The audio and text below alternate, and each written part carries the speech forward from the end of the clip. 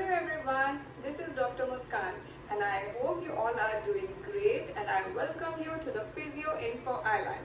So our today's topic is all about lower cross syndrome, which is a very important topic that we encounter in our day-to-day life. So let's study about that. Okay, so what is lower cross syndrome? It is basically a muscle strength imbalance which is happening in the lower segment of the lower back. Okay.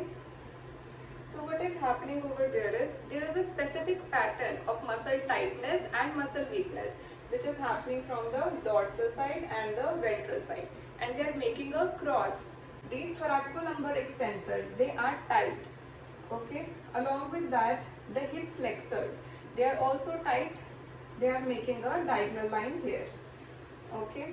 So the abdominal muscles which are on the ventral side are weak, and the opposing muscles which are the gluteal muscles, they are also weak. Okay, so the thoracolumbar extensors are tight, along with that the hip flexors are tight, and on the opposite side the abdominal muscles are weak, along with that the glutes are also weak. So in this way they are making a cross. Okay, so this is a specific pattern in which some muscles are overactive and some are underactive, due to which they are weak or tight.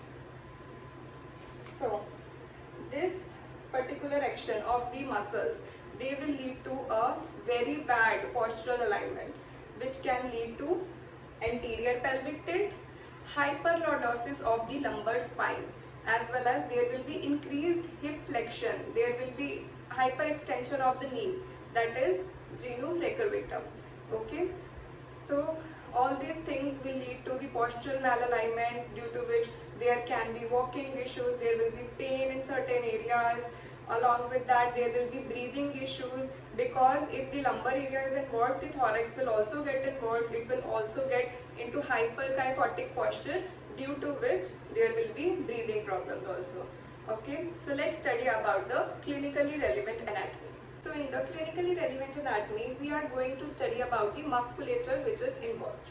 Okay, so if we talk about the trunk muscles which are weak, that are the abdominals. So what is happening here is rectus abdominis, and then the obliques, internal oblique, external oblique, transverse oblique muscle. Okay, they all are weak. Along with that, which muscle is weak? These are the glutes. In the glutes, gluteal maximus, minimus and medius, these three muscles are weak. They are underactive.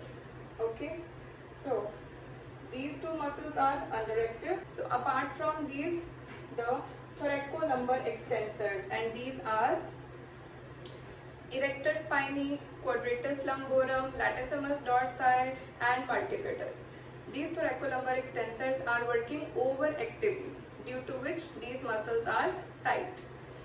Along with that, the hip flexors, which is the iliopsoas and the TFL, that is tensor fasciae lata, these muscles are overactive and they are tight. This is the musculature which is involved. Along with that, hamstring muscle. The hamstring muscles are also tight because of this, because they are performing a compensatory activity in order to compensate for the anterior pelvic tilt or for the inhibitory action of the gluteal maximus muscle. Okay, so hamstrings have to do extra effort, so due to that they are also tight. I hope you understood my point. So let's get into the clinical presentation. So how will a patient with lower cross syndrome clinically present to us?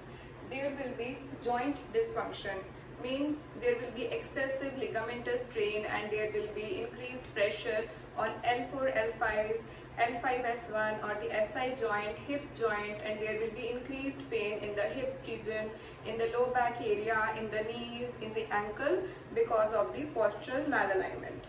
Okay. Along with that, there will be anterior pelvic tilt that we have already studied. There will be increased lordotic curve, that will be hyperlordosis in the area of lumbar spine, lateral lumbar shift, there will be tilting also. Along with that, there will be external hip rotation and the knee will also get into the hyperextended position, that is knee recurvatum. Okay, so in these clinical presented features, there are two subtypes, which is subtype A and B, which we study according to the postural malalignment. So let's get into that. Subtypes which are seen in the clinical presentation, type A and type B. So what is happening in these is, so first of all have a look on the figures. This is the postural alignment which is happening in type A and type B.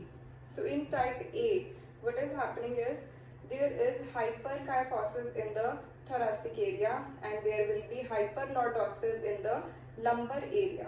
Along with that, the hip and the knee will be in slightly flexed position with anterior pelvic tilting, right? There will be anterior translation. This means the body will be postured anteriorly. This is because of the tightness in the thoracolumbar extensors, due to which the body is moving into the forward posture. Okay. Along with that, because of the kyphotic posture and the hyperlordosis, there will be difficulty in breathing also. Okay. Patient will be facing difficulty in breathing as well as controlling the posture. So this is happening here in type A. Along with that, the hip flexors are really short. They are shortened and tight, due to which the patient will be very uneasy in its posture and they will be depicting this type of posture. In this type, the patient will be standing in this position. So what is happening over here is the head will be in the protraction. The head will be forward, okay, and there will be hyperkyphotic posture of the thoracic area. Along with that, there will be minimal hypolordosis. The lordosis curve will be reduced. In this case, there was hyperlordotic curve, but here in type B, there is hypolordosis. Okay, so along with that, in this, the knee and hip were slightly flexed. But in this, what is happening in the type B, the knee is in hyperextended position. Knee recurvatum is happening over here. Type B, the abdominal muscles are very weak. Also, they are shortened, due to which there is the anterior movement of the thorax. What is happening here in the type B is the abdominal muscles. They are very weak and short.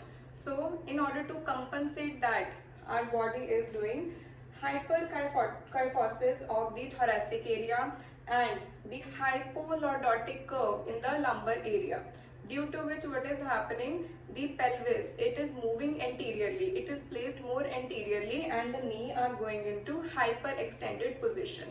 So this posture is happening because of the weakness of the abdominal muscles, and along with that the rest of the muscles are also involved, but the major role which is being played is by the abdominal muscles in the type B. This is the characteristic representation of the patients with lower cross syndrome. I hope you found this video helpful, and stay tuned for the upcoming videos because I'll be sharing you the assessment and how to do the correct diagnosis for the lower cross syndrome, and in the upcoming videos you will get the treatment protocol as well. Stay tuned for more videos. Thank you.